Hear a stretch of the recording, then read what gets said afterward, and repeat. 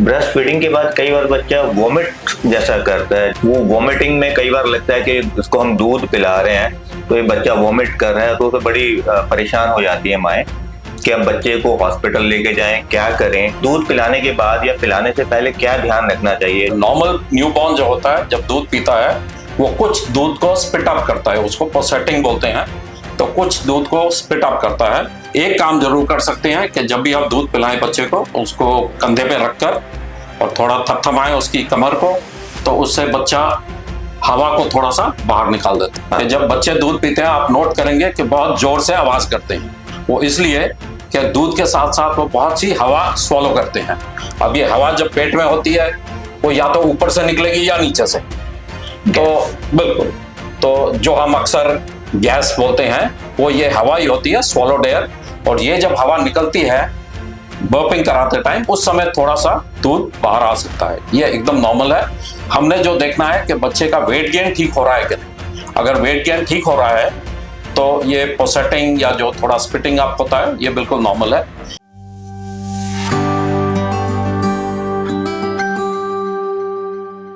नमस्कार, मेरा नाम डॉक्टर उत्तम कुमार। आज हम नवजात शिशु न्यूबॉर्न बेबी की कैसे केयर करनी चाहिए, क्या किस तरह की उनको दूध पिलाना कैसे है, कैसे नहलाना है, कैसे कोल्ड केयर करनी है, इस विषय पे हमारे साथ senior child specialist doctor Pushpendra Singh हैं। ये इस बारे में आपको विस्तार से बताएंगे कि क्या साइंटिफिक तरीके हैं, मेडिकली किस तरह से बच्चे का ध्यान रखना चाहिए, स्पेशली न्यूबॉर्न बेबी जो अभी पैदा हुआ है। 1 महीने के अंदर अंदर हमें क्या क्या ध्यान रखना चाहिए, क्या वैक्सीनेशन होती है, किस तरह से उनको दूध पिलाना है, इस विषय पे बात करेंगे। पहला सवाल मेरा आपसे ये है कि बच्चे का जो इंडिया में नॉर्मल बर्थ वेट है वो कितना होना चाहिए? इंडिया में जो नॉर्मल बर्थ वेट होता है वो हम नॉर्मली देखते हैं जो बच्चा टर्म पे पैदा होता है। एक होता है प्री टर्म, एक फुल टर्म और एक पोस्ट टर्म होता है। तो फुल टर्म बेबी होता है जो 37 से लेकर 40 हफ्ते गर्भ में होता है, और इनका वेट हम नॉर्मली देखते हैं कि 2.5 से लेकर 4 किलो तक नॉर्मल माना जाता है। कुछ बच्चे 3 किलो में होते हैं, कुछ 3.5 में, ये सब नॉर्मल माना जाता है। और अगर कोई बच्चा 2.5 किलो से कम है तो 2.5 किलो से कम, उसको हम लो बर्थ वेट बेबी बोलते हैं, और उनमें केयर थोड़ी ज्यादा चाहिए होती है। सर, दूसरा सवाल मेरा आपसे ये है कि जो बच्चा अभी पैदा हुआ है उसको फीडिंग कराना होता है, तो फीडिंग बच्चे को कब करानी चाहिए और किस तरह से करानी चाहिए? करंट रिकमेंडेशन है वो ये है कि बच्चे को feeding as soon as possible, जितनी जल्दी पैदा होने के बाद हो सके उस तरह होनी चाहिए। अगर हम एनिमल किंगडम में देखें तो जब बच्चे पैदा होते हैं, मान लो गाय का बछड़ा है, आप देखेंगे वो तुरंत खड़े होके अपनी माँ का दूध पीना शुरू कर देते हैं। और ये आप पूरे एनिमल किंगडम में जितने मैमल्स हैं उसमें आप यही देखेंगे। तो हम भी उसी कैटेगरी में आते हैं, और हमारे बच्चे भी तुरंत they must be started on breast feed as early as possible. तो आजकल जो एक हम फॉलो करते हैं हॉस्पिटल्स में, उसको बोलते हैं कैंगरू केयर। तो बेबी जैसे ही पैदा होता है उसको माँ की छाती से लगा देते हैं, और on the table, delivery table पे ही माँ अक्सर दूध पिला देती हैं। इसमें सर एक दूध पिलाना, पहला जो दूध है, कई बार कहते हैं कि नहीं अभी दूध नहीं पिलाना चाहिए। इसमें एक कोलेस्ट्रॉम होता है, जो उसका क्या रोल होता है? क्या इम्यूनिटी या उससे उसकी हेल्थ पे क्या असर पड़ता है? बहुत बढ़िया क्वेश्चन है। तो जो फर्स्ट दूध जो माँ प्रोड्यूस करती है उसको कोलेस्ट्रॉम बोलते हैं, और कोलेस्ट्रॉम में बहुत सारे पदार्थ होते हैं जो कि बच्चे की हेल्थ के लिए बहुत जरूरी है। उसमें कई विटामिन होते हैं, उसमें बहुत सारे एंटीबॉडीज होते हैं, मदर के एंटीबॉडीज, जो कि बच्चे को ट्रांसफर होते हैं, और पहले 2 से 3 महीने में या पहले 6 महीने में उसको बहुत अच्छे से प्रोटेक्ट करते हैं कई बीमारियों से। और मेरे हिसाब से कोलेस्ट्रॉम जो है वो बहुत जरूरी है। और ये कोलेस्ट्रॉम जो होता है पहले 2 या 3 दिन में प्रोड्यूस होता है, और उसके बाद फिर माँ प्रॉपर दूध बनाना शुरू करती है। तो ये कोलेस्ट्रॉम आपने जैसे बताया बहुत जरूरी है, and it must continue this practice. पहले ही दिन जैसे ही बच्चा पैदा होता है तो उसमें कुछ वैक्सीन्स दी जाती हैं, वो उनका क्या रोल है और कौन कौन सी वैक्सीन दी जाती हैं? जन्म के तुरंत बाद 2 या 3 वैक्सीन हैं जो हमारी कंट्री में दी जाती हैं। सबसे पहली है जो पोलियो आज हमारी कंट्री में ऑलमोस्ट निल है, और इसकी वजह यही है कि हमने बहुत बढ़िया तरीके से पोलियो वैक्सीनेशन का कैंपेन फॉलो किया। आप सब जानते होंगे जो पल्स पोलियो का कैंपेन चलता है, तो सबसे पहला वैक्सीन जो होता है वो 2 बूंद पोलियो की दी जाती हैं। उसके साथ एक BCG वैक्सीन है जो कि ट्यूबरकुलोसिस के खिलाफ है, टीबी के लिए, टीबी बीमारी होती है तो उसके खिलाफ, और एक तीसरी वैक्सीन है वो हेपेटाइटिस बी की, जो कि तुरंत जन्म के बाद दे दी जाती है। तो सर उसके बाद में जनरली हम लोग देखते हैं कि बच्चा डिस्चार्ज होके दूसरे दिन या तीसरे दिन हॉस्पिटल से डिस्चार्ज हो जाते हैं, लेकिन घर पे जाके कई बार बहुत कंफ्यूजन होता है, स्पेशली जो फर्स्ट टाइम मदर बनी है, या तो उन्हें नॉलेज नहीं होती बच्चे को केयर करना। बच्चा बहुत हल्का सा नाजुक सा होता है, तो उसको हाथ लगाने में भी कई बार डर लगता है कि इसको कहीं इन्फेक्शन ना हो जाए। तो घर जाके उनकी सबसे पहले गर्भनाल या कोल्ड केयर जो होती है, उस कोल्ड की केयर किस तरह से हमें करनी चाहिए ताकि वो कोल्ड में इन्फेक्शन ना हो, और कितने दिन में वो ठीक हो जाती है या रिकवर हो जाता है बच्चा उससे? तो ये जो कॉर्ड होती है ये बच्चे में बहुत जरूरी होती है, क्योंकि इसी से बच्चे को जो पोषण होता है वो माँ से मिलता है। जी सर। जन्म के बाद क्योंकि अब बच्चा अपने दूध पीना शुरू करेगा तो इसकी जरूरत नहीं होती, इसलिए कॉर्ड को कट कर देते हैं। अब ये कॉर्ड से इन्फेक्शन होने के चांस होते हैं, इसलिए हमारी कोशिश होनी चाहिए कि जो कॉर्ड है वो बिल्कुल ड्राई रहे और क्लीन रहे। पहले कई साल पहले इसमें हम स्पिरिट लगाते थे, बीटाडीन लोशन लगाते थे, कुछ जेंसन वायलेट एक पर्पल कलर की दवाई आप सब जानते होंगे वो लगाते थे। आजकल की टीचिंग है कि ये सब लगाने की जरूरत नहीं है, आपने सिर्फ उसको क्लीन रखना है। अगर आप नापी बांध रहे हैं या कोई डायपर लगा रहे हैं, उसको कोशिश करके ये जो कॉर्ड का एरिया है इससे नीचे रहे ताकि यहाँ पर कोई मॉइस्चर नहीं आए, क्योंकि मॉइस्चर की वजह से कई बार इन्फेक्शन होने के चांस होते हैं। दूसरी चीज आपने ध्यान रखना है कि इस एरिया में अगर आप देखते हैं कि कोई रेडनेस बढ़ रही है या कोई पस जैसा पड़ रहा है, तो आपने तुरंत डॉक्टर से मिलना है ताकि प्रॉपर ट्रीटमेंट किया जाए। और इसका नॉर्मली गिरने का टाइम होता है 5 से 15 दिन के अंदर ये अपने आप गिर जाता है, तो इसमें कोई ज्यादा दिक्कत नहीं आएगी। सर इसके बाद में जब बच्चा जाता है, आपने बताया कि कोड को ड्राई रखना है, लेकिन बच्चे को फिर अगर कोई नहलाए और अगर उसमें कोई उसको कहे कि बच्चे को अब नहलाना चाहिए या इसकी स्पॉन्जिंग करनी चाहिए, तो वो कब स्टार्ट करनी चाहिए? कोड के बाद में या कोड से पहले भी हम लोग उसकी स्पॉन्जिंग या बाथिंग का प्रोसेस शुरू कर सकते हैं? अच्छा, बेदिंग इम्पोर्टेंट एस्पेक्ट है, तो इसमें जब तक कॉर्ड नहीं गिरती उस समय स्पंजिंग कर लें कोई क्लीन क्लॉथ से। तो स्पंजिंग करके बेबी को क्लीन रखें, वो बिल्कुल ठीक है और वो ही करना चाहिए। एक बार कॉर्ड गिर जाती है और वो एरिया हील हो जाता है, उसके बाद बेदिंग शुरू कर सकते हैं, जो कि एक बहुत हल्का माइल्ड सा कोई सोप हो उसके साथ बेबी को बेद कर सकते हैं। और डेली बेद करने की भी बहुत जरूरी नहीं होता, आप उसको हफ्ते में 2 या 3 बार नहला सकते हैं।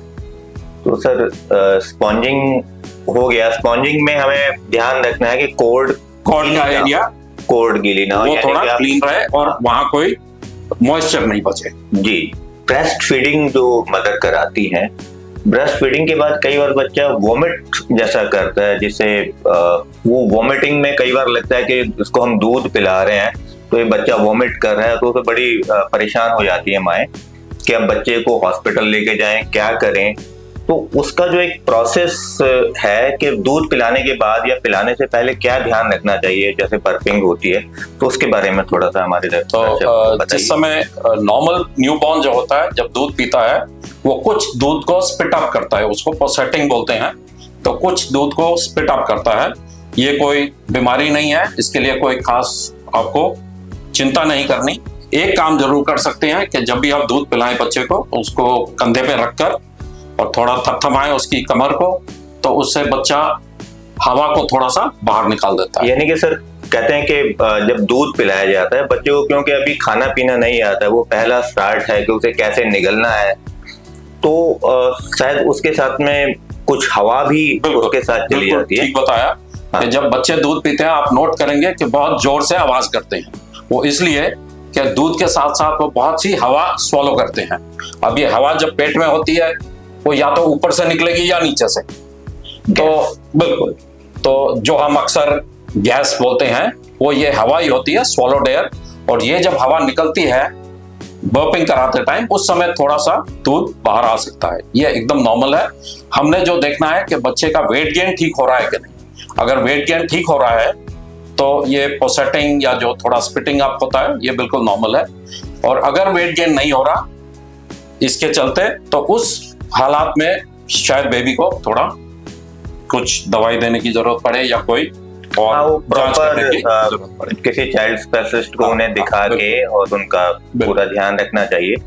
तो इसी के साथ साथ मदर को खाने पीने में क्या ध्यान रखना चाहिए? कई बार लोग कहते हैं कि जैसा माँ खाएगी तो बच्चे पे असर होगा, या कई बार उसकी पॉटी नहीं आती है, 2 दिन हो गया 3 दिन हो गया तो पेरेंट्स फैमिली परेशान हो जाती है, बच्चे ने पॉटी नहीं किया, तो क्या उसमें कोई दवाई या जैसे कुछ घरों में कुछ चटा देते हैं, जैसे हरड़ और चटनी टाइप की, पुराने जमाने में हम लोग देखते थे कि जो दादी नानी होती थी वो कुछ ना कुछ वो घिस के और बच्चे को चटा देती थी, तो क्या ऐसा कुछ करना चाहिए?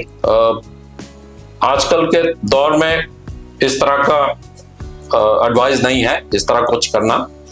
बच्चे जो हैं, खासकर जो ब्रेस्ट फेड बेबीज होते हैं, वो अक्सर दिन में 2, 3, 4 बार पॉटी करते हैं। सो ये बिल्कुल नॉर्मल है। कुछ बच्चे 1 दिन ना करें, 2 दिन ना करें, एज लॉन्ग एज बच्चा जो इस इन बिटवीन टाइम में बिल्कुल नॉर्मल है, दूध अच्छे से पी रहा है, एक्टिव है, अलर्ट है, तो उसमें कुछ करने की जरूरत नहीं। अगर 2 या 3 दिन या 4 दिन में बच्चा स्टूल पास करता है और बहुत हार्ड है, कॉन्स्टिपेटेड है, उस हालत में कुछ करने की जरूरत होती है, अदरवाइज कोई जरूरत नहीं है। तो कई बच्चे होते हैं 2-2, 3-3 दिन में करते हैं, पर एज लॉन्ग एज वो स्टूल उनका नॉर्मल हो रहा है, कुछ खास करने की जरूरत नहीं। कुछ मदर ऐसी होती है जिनका दूध ज्यादा नहीं आ पाता या नहीं आ रहा है, उनको आफ्टर डिलीवरी मिल्क प्रोड्यूस नहीं हो रहा है, तो इन दैट केस कोई टॉप फीड या फॉर्मूला फीड गाय का, भैंस का, किस तरह के जो मिल्क है वो बच्चे को दिए जा सकते हैं, और वो दूध पिलाते हुए किस तरह से उन्हें पिलाना चाहिए, यानी कि कुछ बॉटल से पिलाना चाहिए, चम्मच से पिलाना चाहिए, किस पोजीशन में रखना चाहिए, तो कौन सा फीड बच्चे के लिए अच्छा रहता है ताकि बच्चे की ग्रोथ प्रॉपर रहे? अच्छा, बहुत बार ये होता है कि घर में जो मदर है वो ब्रेस्ट फीड करना चाहती है और कोशिश भी कर रही है, पर कुछ घर वाले उसको डिसवाइड कर देते हैं कि तुम्हारा दूध पूरा नहीं हो रहा, ऊपर का दूध शुरू कर दो। इस हालत में वो मदर अंडर प्रेशर वो स्टार्ट कर देती है ऊपर का दूध। उसमें फिर क्या होता है कि जो मान लो बॉटल से शुरू कर दिया तो बच्चे को निप्पल कंफ्यूजन होती है थोड़े दिन में, और क्योंकि बॉटल से दूध पीना थोड़ा आसान होता है तो बच्चा बॉटल से ही पीना शुरू करता है और ब्रेस्ट को छोड़ देता है। और अक्सर मेरे को क्लिनिक में जो इंफॉर्मेशन मिलती है कि हम दूध पिला रहे थे पर इसने माँ का दूध छोड़ दिया और बॉटल से पीना शुरू कर दिया। एक्चुअली प्रॉब्लम दूसरी होती है कि बॉटल से क्योंकि शुरू कर दिया इसलिए वो ब्रेस्ट को छोड़ देता है। एक एफर्ट नहीं कर रहा। आप किसी भी आदमी को एक काम 2 तरह से करने दो, एक आसान तरीका, एक मुश्किल तरीका, तो वो अक्सर आसान तरीका चूज करता है। तो इसलिए बॉटल, ये निप्पल कंफ्यूजन में वो बॉटल को पकड़ लेता है और ब्रेस्ट को छोड़ देता है। तो जब भी किसी मदर को लगे कि मेरा दूध पूरा नहीं हो रहा, उसको जरूर डॉक्टर से मिलना चाहिए, पीडियाट्रिशियन, नॉट नॉर्मल डॉक्टर, क्योंकि उनको अक्सर इतना डिटेल नहीं मालूम होता। ट्रेनिंग की तो बच्चों के डॉक्टर से मिले और वो उस बच्चे का वेट चेक करेंगे और देखेंगे कि वेट गेन सही चल रहा है कि नहीं, और अगर वेट गेन सही चल रहा है, breast feeding is good now. अगर उस चेकिंग के दौरान मालूम पड़ता है कि बच्चे का वेट सही से नहीं बढ़ रहा, उस हालात में थोड़ा सप्लीमेंट करना पड़ता है। और अगर हम बहुत थोड़ा सा सप्लीमेंट कर रहे हैं, कोशिश ये रहे कि बॉटल से ना देते हुए कटोरी चम्मच से, या एक साउथ इंडिया में यूज होता है पल्लड़ होता है, एक वो दिया की तरह लगता है, उसमें दूध डाल के उससे आप दूध पिला सकते हैं। उससे फायदा ये होता है कि एक तो निपल कंफ्यूजन नहीं होगी, ब्रेस्ट फीड वो कंटिन्यू रखेगा, थोड़ा सा सप्लीमेंट करने से उसका वेट गेन भी नॉर्मल कर देंगे। अब कौन सा दूध दिया जाए? जी सर। बहुत से लोग काउज मिल्क पे बहुत भरोसा रखते हैं, बट हमको ये समझना है कि जो काउज मिल्क है वो काउ के बेबी के लिए अच्छा है। इसी तरह अगर हम जंगल में जाएं तो टाइग्रेस है, उसका दूध जो है उसके अपने कब के लिए बेहतर है। इसी तरह मदर का फीड अपने बेबी के लिए बेस्ट है। पर अगर हमारे पास वो पूरा नहीं पड़ रहा, उस हालात में हम फॉर्मूला देते हैं। फॉर्मूला इसलिए देते हैं कि फॉर्मूला भी बनता काउज मिल्क से है, पर उसको लेबोरेटरी में इस तरह से मॉडिफाई किया जाता है कि वो मदर्स मिल्क के क्लोजेस्ट होता है। So second best option is always formula feed. तो मतलब जो फॉर्मूला फीड है, क्योंकि कई बार हमने अक्सर देखा है घर में जो दादी नानी या जो सास होती है वो बोलती है अरे इसको दूध में गाय का ले लो या भैंस का ले लो, तो पानी बहुत मिला देते हैं कि पानी मिला के उसको बहुत पतला कर दिया कि बच्चा हजम नहीं कर पाएगा। तो वो पानी मिलाना चाहिए, नहीं मिलाना चाहिए? पानी नहीं मिलाना चाहिए। अगर गाय का दूध दे भी रहे हैं, हाँ, पहली बात तो देना नहीं चाहिए, और अगर दे रहे हैं तो पानी बिल्कुल नहीं मिलाना चाहिए, क्योंकि पानी मिलाएंगे तो आप बेसिकली पानी दे रहे हैं बच्चे को और उसका वेट गेन नहीं होगा, और एक एडिशनल प्रॉब्लम उसको होगी कि उसको खून में बहुत कमी आ जाएगी, एकदम अनीमिया हो जाएगा। तो एक जो न्यूट्रिशन है वो नहीं मिल पाएंगे। और जो बच्चे जन्म से गाय के दूध पे होते हैं, अगर आप उनका हीमोग्लोबिन चेक करें 1 साल के आसपास, तो आप पाएंगे कि वो 6-7 ग्राम होगा, जबकि एक बच्चे का हीमोग्लोबिन 11 से 12-13 होना चाहिए। तो मतलब उसका जो हीमोग्लोबिन कम होने का रीजन कि उसको पूरा मिल्क या न्यूट्रिशन नहीं मिल रहा जो और जो आयरन भी होता है काउज मिल्क में, वो उस हिसाब से नहीं ऑब्जॉर्ब होता जिस हिसाब से एक मदर्स के मिल्क में। और मदर मिल्क में आयरन की क्वांटिटी मेरे ख्याल से काउज मिल्क से थोड़ी कम होती है, पर उसकी एब्जॉर्प्शन बेटर होती है। एक सर और अभी हमने बात की थी कि बच्चे को पॉटी नहीं आती है कई बार, या उसका मोशन ठीक नहीं है। ज्यादातर मदर्स या फैमिली में आजकल डायपर का बड़ा चलन है, पहले जमाने में तो होते नहीं थे, लेकिन आजकल डायपर पहनाने का बहुत चलन है कि डायपर लगा दो, क्योंकि वो भी मदर और फैमिली भी फ्री होना चाहती है कि ये अपना रिलैक्स रहे, वो शू पॉटी करता है तो हमें ज्यादा परेशानी ना हो। तो ये डायपर कितना यूज करना चाहिए, कितने घंटे के लिए करना चाहिए, और डायपर में उसको रैशेज होने के भी चांसेस है, तो क्या डायपर पहनाना चाहिए, नहीं पहनाना चाहिए? उसके अलावा कितनी देर में उसको बदलना चाहिए, और जो रैशेज होते हैं उसके लिए हमें क्या करना चाहिए?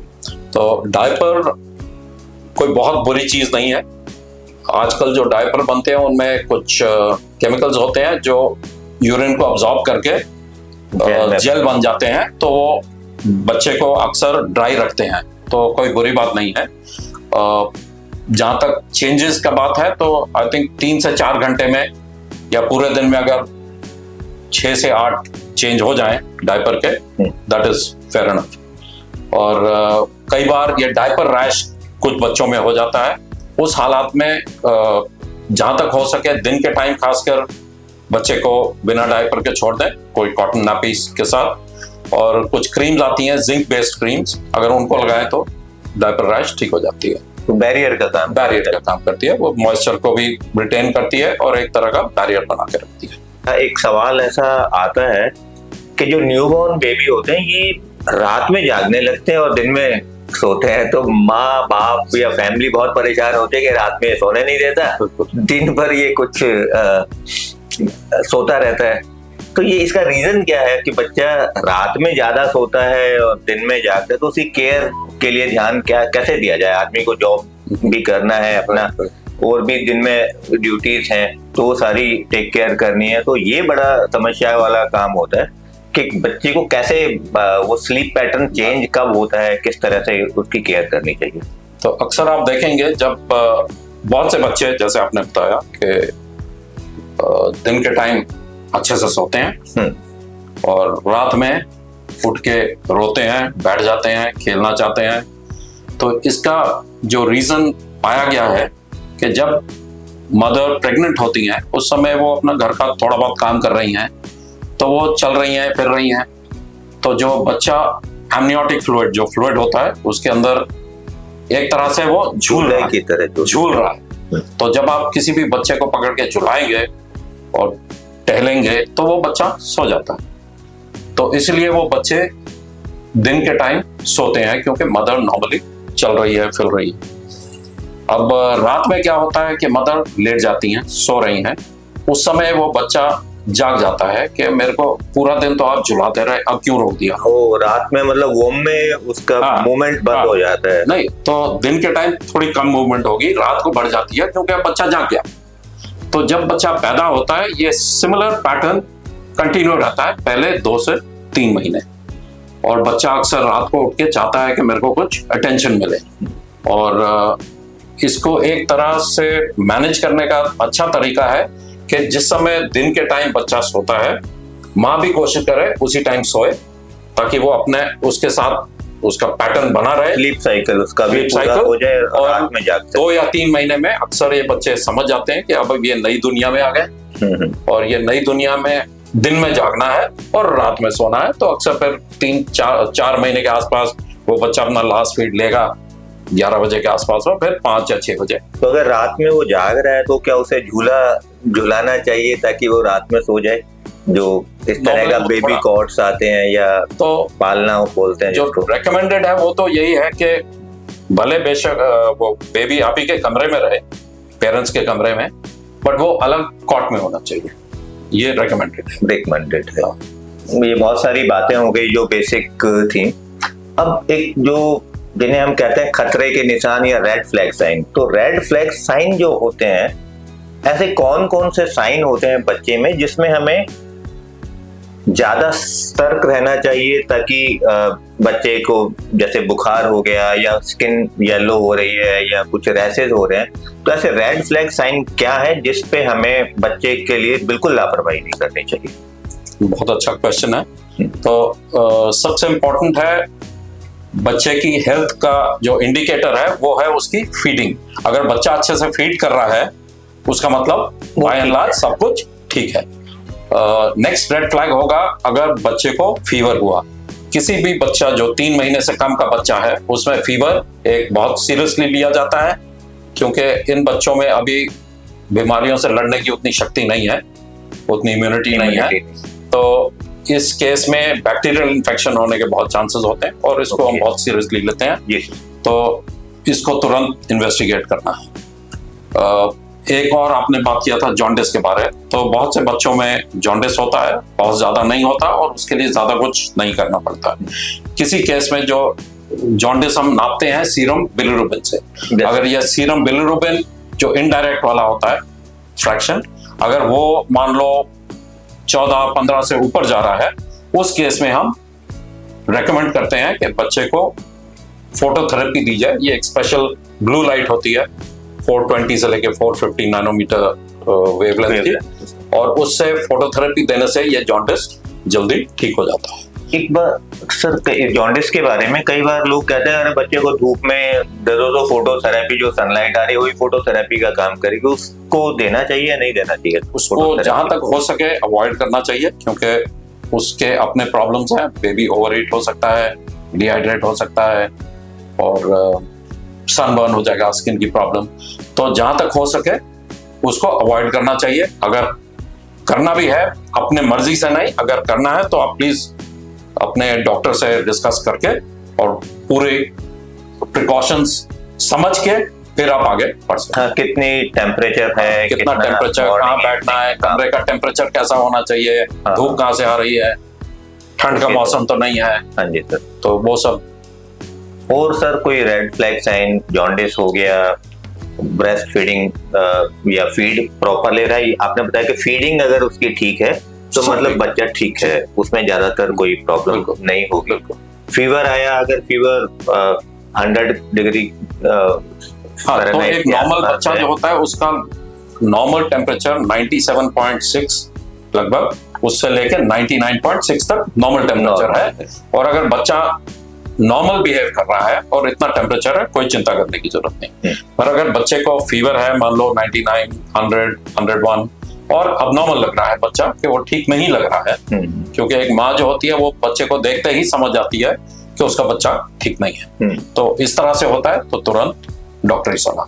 कुछ रैशेज या लाल लाल दाने हो जाते हैं, कई बार बच्चों को एलर्जी टाइप की तो चीजें होती हैं। पहले 2 या 3 या 4 दिन में एक कंडीशन होती है जिसको टॉक्सिक एरिथीमा बोलते हैं। नाम से बड़ा टॉक्सिक लगता है, बहुत सिंपल सी चीज है, वो अक्सर अपना 4, 6, 8 दिन में, 10 दिन में ठीक हो जाती है। उसके लिए बहुत चिंता नहीं करनी। Thank you very much sir, आपने हमारे दर्शकों को बहुत अच्छी जानकारी दी। और अगर आप सबको ये पसंद आई है तो आप हमें मेल कर सकते हैं, कांटेक्ट कर सकते हैं। अगर कोई आपके सवाल हैं, अगर आप चाहते हैं कि इससे रिलेटेड कुछ और टॉपिक पे आपको हम कोई वीडियो या इंफॉर्मेशन दें, तो आप हमें मेल कीजिए, कमेंट कीजिए और हमारे चैनल को लाइक और सब्सक्राइब कीजिए। धन्यवाद। Thank you sir. Thank you very much.